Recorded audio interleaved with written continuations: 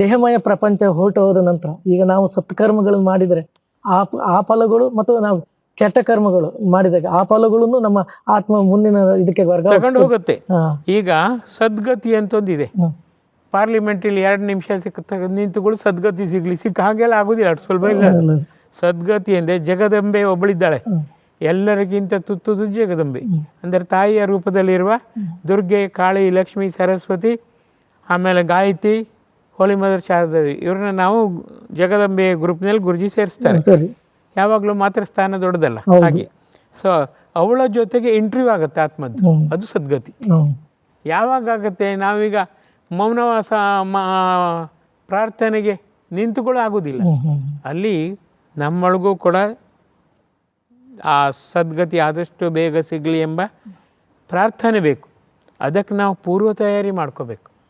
ಜಗತ್ತಿನಲ್ಲಿ ಸಾಯುವ ಕಾಲ ಬಂತು, ಸಂಧ್ಯಾ ಕಾಲ ಬಂದ್ಕೊಳ್ಳು ನಾವು ರೆಡಿ ಆಗ್ತೇವೆ, ಮಳೆಗಾಲ ಬಂದ್ಕೊಳ್ಳು ಹಪ್ಪಳ ಸಂಡಿಗೆ ರೆಡಿ ಆಗ್ತೇವೆ ಬೇಗ. ಅದೇ ಥರ ಖಂಡಿತವಾಗಿಯೂ ಸಂಧ್ಯಾ ಕಾಲದಲ್ಲಿದ್ದೇನೆ ಭಗವಂತ ಖಂಡಿತವಾಗಿಯೂ ಆತ್ಮಕ್ಕೆ ಸದ್ಗತಿ ಕೊಡಲಿ ಅಂತ ಬೇಡಬೇಕು.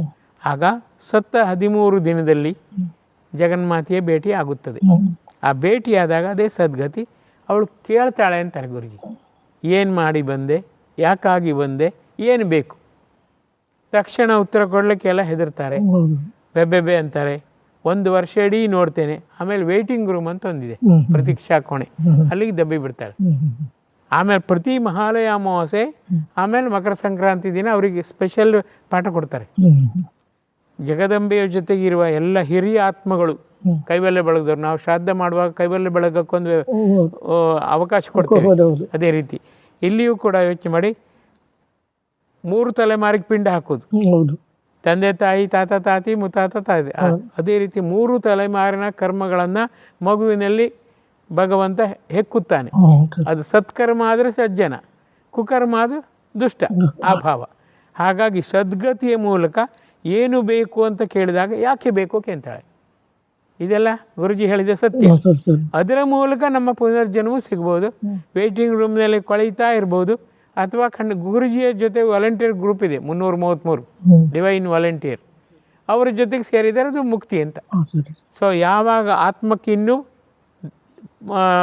ದೇಹ ಇಲ್ಲ ಅಂತ ಆದಾಗ ನದಿಯ ಜೊತೆ, ಸಮುದ್ರದ ಜೊತೆ ನದಿ ಸೇರಿದಂತೆ ಈ ಆತ್ಮ ಪರಮಾತ್ಮನಲ್ಲಿ ಲೀನವಾಗುತ್ತದೆ, ಅದು ಮುಕ್ತಿ. ಮತ್ತೆ ದೇಹ ಇಲ್ಲ. ಹಾಗಾದ್ರೆ ಆ ಮುಕ್ತಿಗೋಸ್ಕರವಾಗಿ ನಾವು ಹೋರಾಡೋದು. ಮುಕ್ತಿ ಅಥವಾ ಕೈವಲ್ಯ ಬಳಗದಲ್ಲಿ ಡಿವೈನ್ ವಾಲಂಟಿಯರ್ ಆಗಿರಬೇಕು.